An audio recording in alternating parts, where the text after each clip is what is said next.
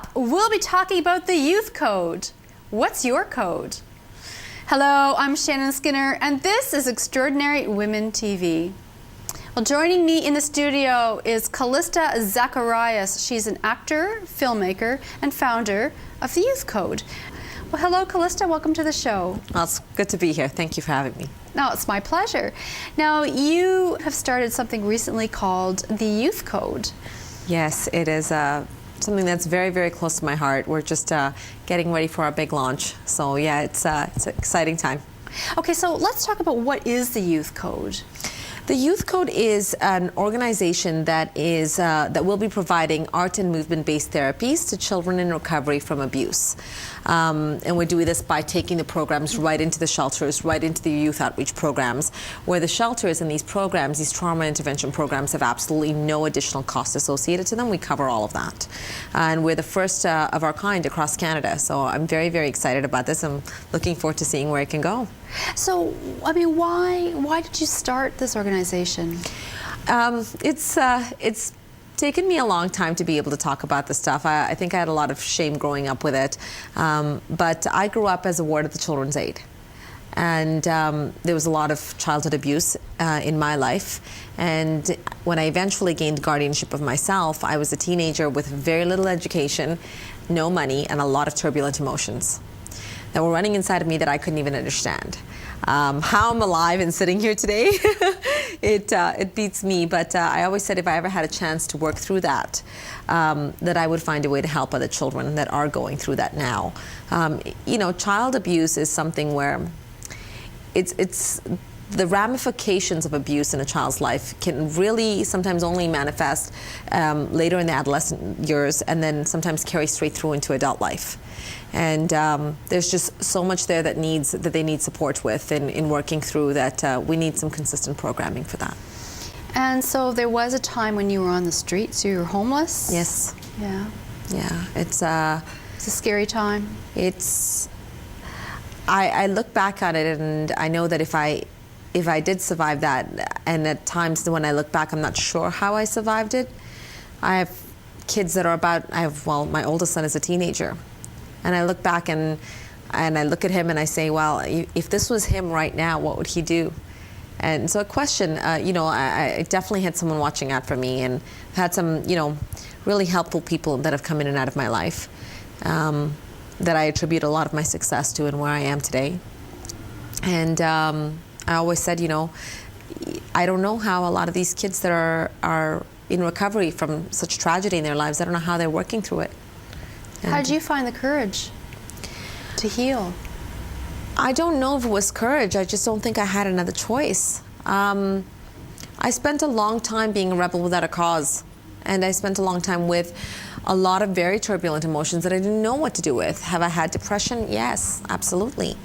Have I gone in and out of thoughts of suicide? Yes, absolutely. And it's important for me to be honest about that and talk about that, because these are some of the realities that can manifest in a young adult's life coming from that kind of a background. There's a lot of stats out there that actually speak to this.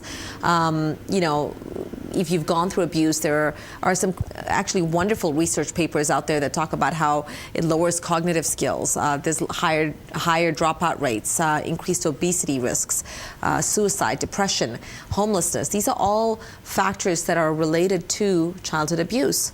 So it's I'm not surprised that I went through those things, given my background. But I did have, like I said, I mean, there was two wonderful women in my life that, you know, just one that really showed me what human compassion is, and that there are still good people out there that cared. And, you know, another woman in my life who just sort of always inspired me to believe that I could do what I wanted to, and I didn't have to be defined by my current circumstances. And those are really the two things I attribute to where I am today. That and, of course, my involvement in the arts. They really pushed me to go and get involved in the arts, one of the ladies, and I used to be a dancer growing up, so I went back to dance and eventually got into acting, and I found it to be very therapeutic, and it really helped me work out a lot of my emotions. So how then do the arts and your love for the arts come into play then with the Youth Code? Well, the thing is, sometimes kids don't want to talk, or sometimes they can't talk. There are very complex emotions that are running through them. They don't want to talk for various reasons. It could be hormonal, it could be simply because people haven't believed them in the past, or just a resistance to verbal therapy. Sometimes they just need a sense of normalcy, to be out there doing things that other kids their age are doing, and to really just be a part of this world and something positive and constructive.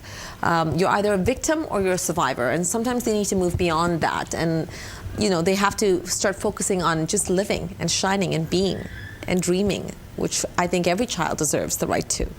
And it's really important that they get to experience what some of the other kids in Canada who don't come from these situations are blessed to have.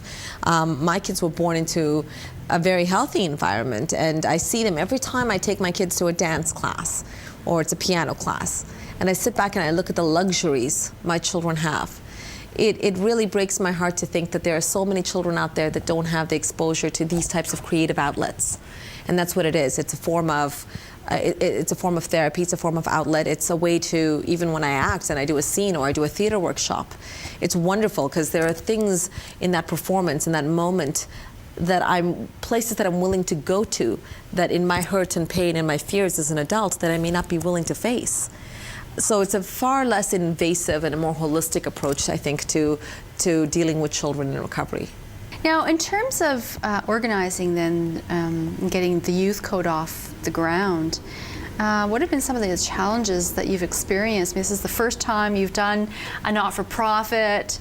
So what has been some of the greatest challenges that you've faced so far in these early stages? I think growing up, because of my own personal shame of being homeless, I never really reached out for help.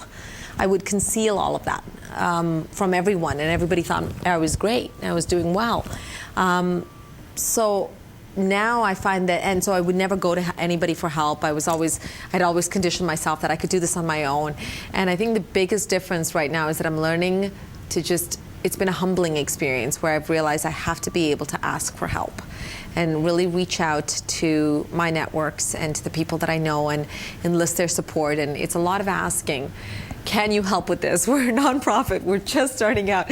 So it's really having a sense of to find that place within you that, the humility is then that you have to put that pride down and enlist as much support as you can. And so where do you get the support to keep going? I am surrounded by such a wealth of support. Shannon, it's unbelievable. I feel very, very blessed. I have a wonderful executive administrator, Olga Kriyidis, who she's everything to me right now. She helps me through the tougher moments throughout my day.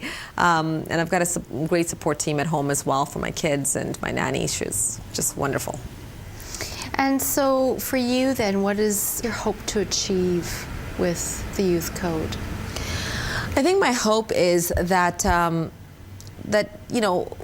I believe that abuse is all around us. I mean, most of us know somebody who's been impacted by it. And I think as a society, we've spent a lot of time in our lives being reactive. And I can't say all of us, because there are wonderful people doing some proactive things. But for the most part, we tend to be quite reactive as a society.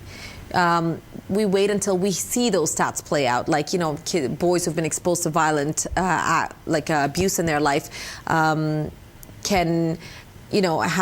twice or 3 times more likely to commit violent crimes in their adult life. We wait until we see a stat like that play out to give it attention, to give it media attention, to we have to now incarcerate them, or there's cost to the judicial system. And as a society, we all pay for this. But we do it very reactively.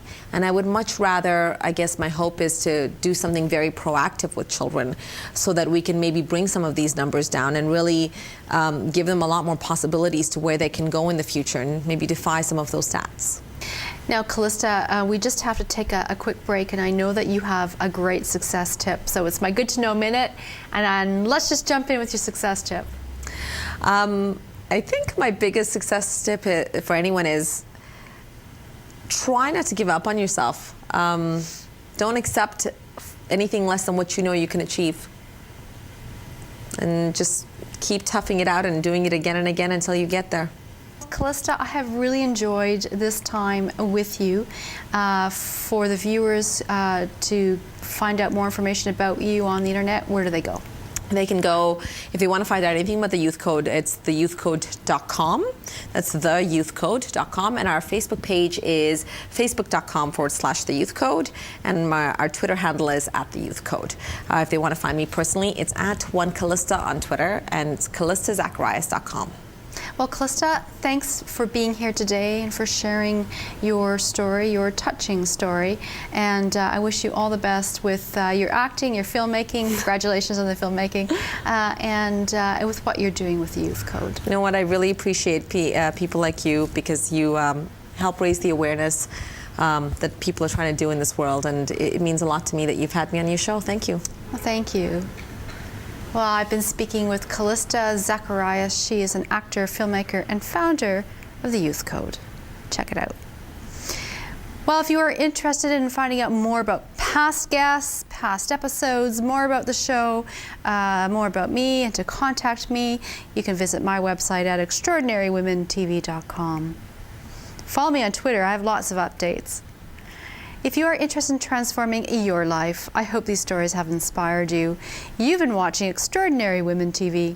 I'm Shannon Skinner. See you soon.